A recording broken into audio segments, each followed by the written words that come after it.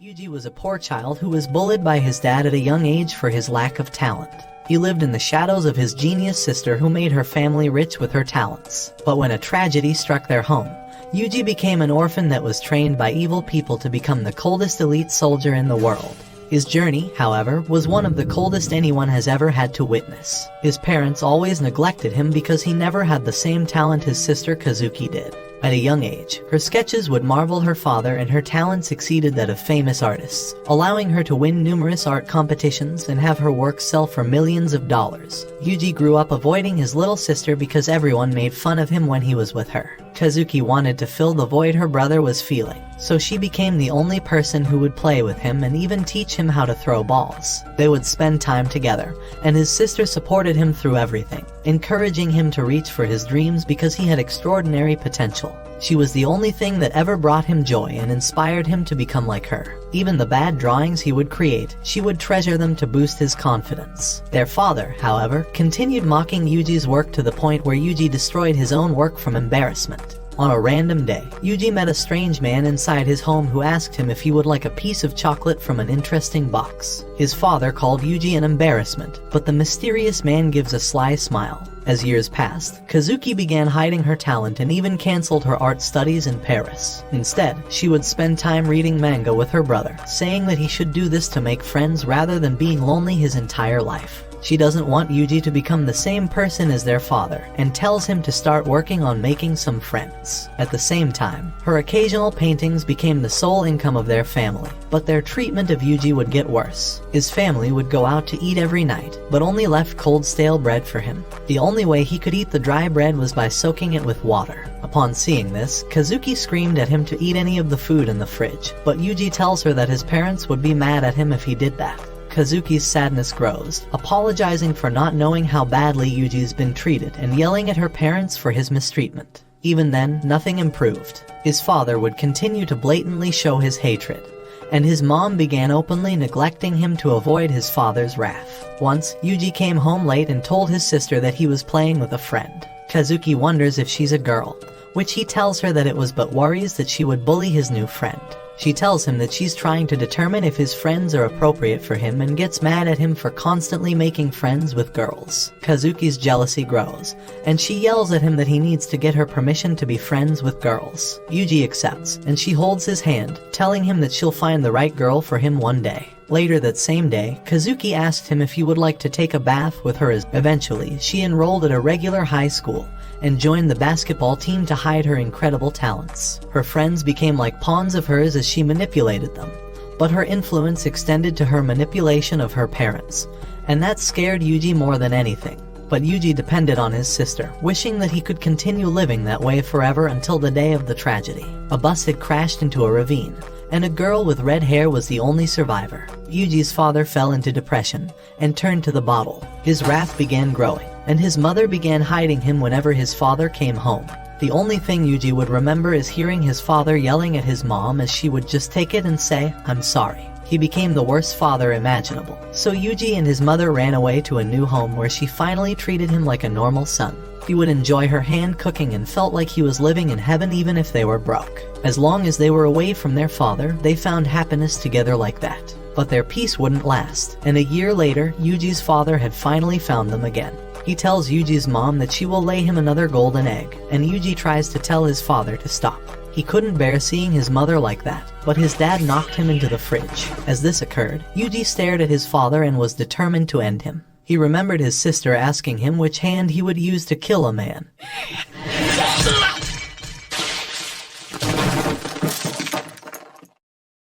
He comforts his mom, and she asks him how far they should run this time. She tells him to run first and that she will join him afterward, giving him her entire life savings. She tells him to run to the train station, and tells him good luck doing it on his own. Without a second thought, Yuuji obeys his mom and runs to the train station.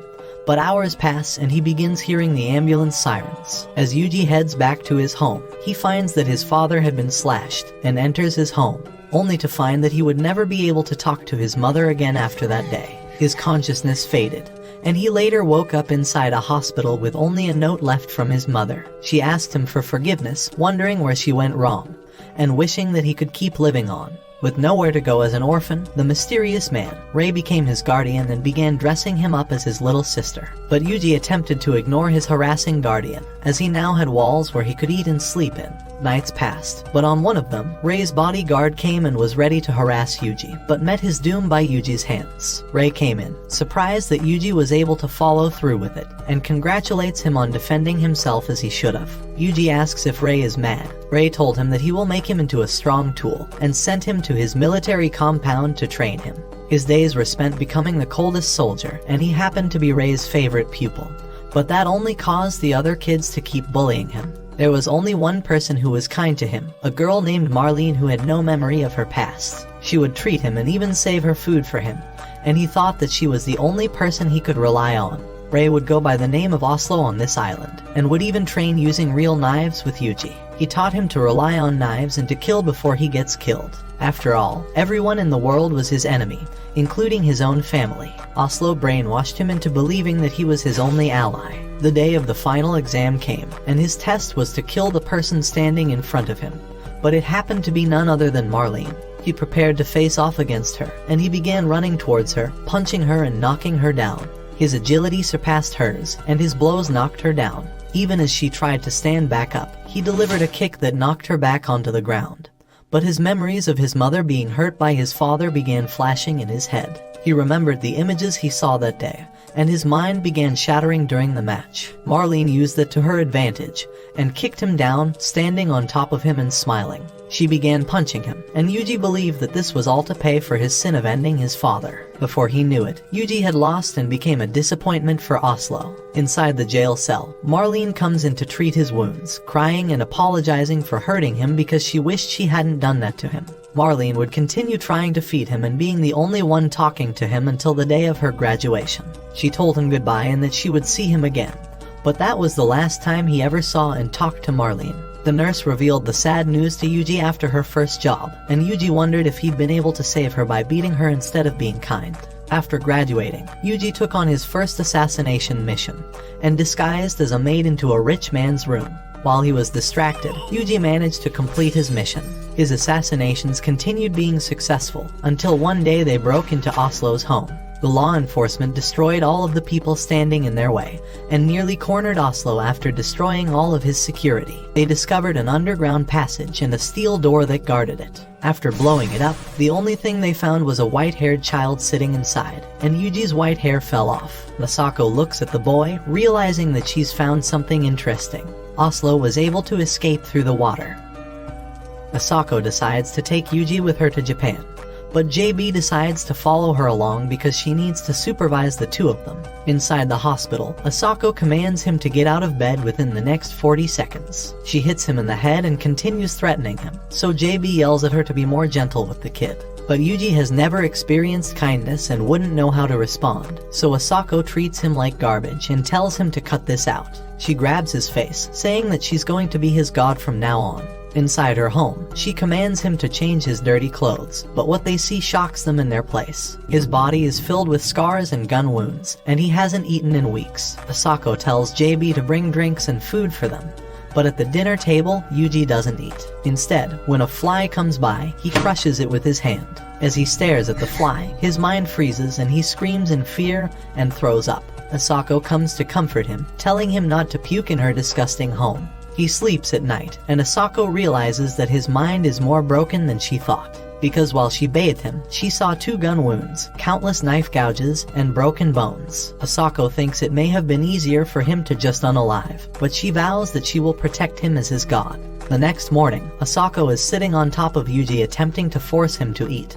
But Yuuji begs JB to save him. Asako tells him to quit sweet-talking the dumb blonde because she's so lonely and stupid she'll listen to anything. JB tells Yuuji to toughen up, but he tells her that she has no idea what Asako's been preparing for him. Inside the kitchen, JB takes one good look at the food, and realizes that she's holding dear plot. She runs faster than Sonic into the bathroom, and spends the rest of the afternoon cooking food for Yuuji. Asako thinks that he will still be stubborn, but when JB sticks her wet blonde rice in his face, he decides to eat it out. Asako gets Yuuji his own puppy that will now be his partner and tells him to take good care of it. Yuuji decides to name it John Doe, which is the code name for a corpse in the military.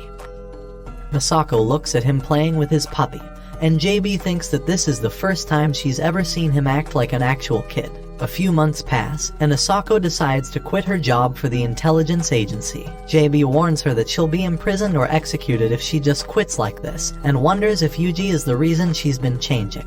Asako reveals that she's become afraid of dying because she has to take care of Yuuji, but that she's also beginning to lose vision in her eye and can't be a good sniper anymore. At night, she goes outside and sees Yuuji staring at the stars and crying.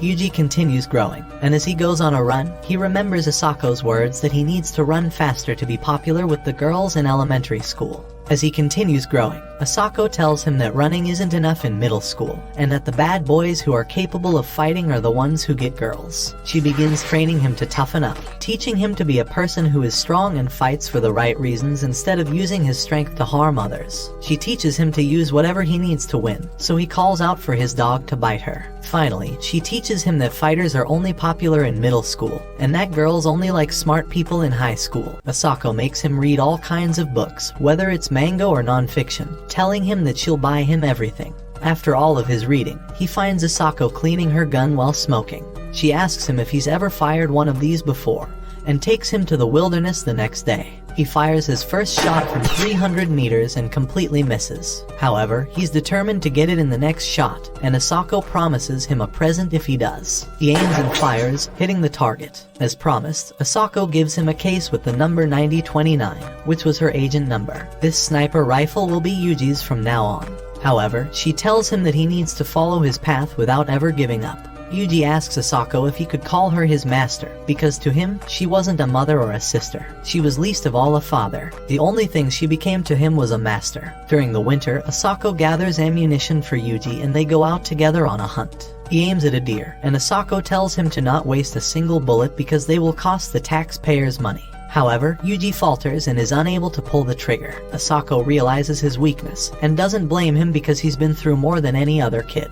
On a random day, Yuuji wakes up to his dog barking but finds a bear has broken into their home. Quickly, Yuuji rushes to his bedroom and takes out his gun, but only comes back to see John being bitten by the bear. He takes aim to save his dog, but his mind blocks him from taking action, and he fails to fire at the bear. As the bear leaves, Yuuji builds up his courage to go take his dog back. His life of fear will no longer stop him from saving the one he cares about, so as he runs to and is ready to aim, he slips on the snow and fires, clogging his gun. The bear notices and is ready to eat him alive, but Yuuji uses his knife to slash at the bear. The bear knocks it away in a single hit, and Yuuji's entire mind flashes with the words to end the bear. With a simple stick, he blinds the bear's eye and gets his gun, pointing it down the bear's head. A rustling comes from nearby, and he sees a couple cubs walking towards his dog because it's their food. Yuuji wonders why his dog, why his family, has become their food. He wonders why it couldn't have been any other life that had nothing to do with him, and screams in pain as he fires. He later comes back to Asako with his dog's collar, and she asks him what happened. Yuuji couldn't kill the bear in the end, and tells her that no matter how hard he tried, it was no use. She hugs him to her chest, telling him that it's okay. They spend the sunset burying his dog's collar, and Yuuji wishes he could be as strong as Asako so that he can die happily. Asako tells him that his life isn't just some meaningless excuse until he dies, and that she knows he can't kill anything unless she gives him a direct order. However, she reminds him that his food and shelter are all given by the taxpayers, so he is indebted to making sure he can protect them. In the old days, Asako tells him that he wouldn't have been able to die until he's killed 10 enemies. But now, he must save 10 people. She tells him that it doesn't matter if he's too weak to pull the trigger for his own sake, but that he should never hesitate when pulling it to save another's life. A few years pass, and Asako reveals to JB that Yuuji has completed plot development. JB wonders what kind of story she's referring to, and Asako tells her that she was the story. She tells her that Yuuji was able to experience the rising action when he removed her plot armor and climaxed all over her face before his plot experienced the falling action.